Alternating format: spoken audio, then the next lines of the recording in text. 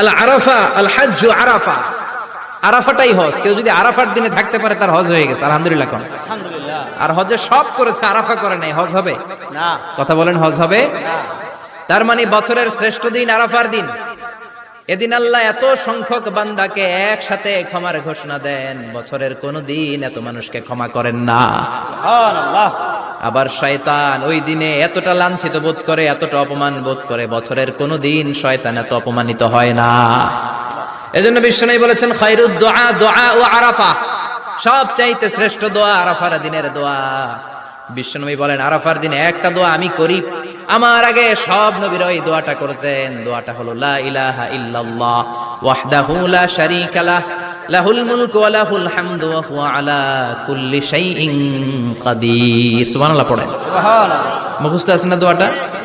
এটা পড়বেন। বিশ্বনবী আরাফার ময়দানে এই দোয়াটা পড়তেন।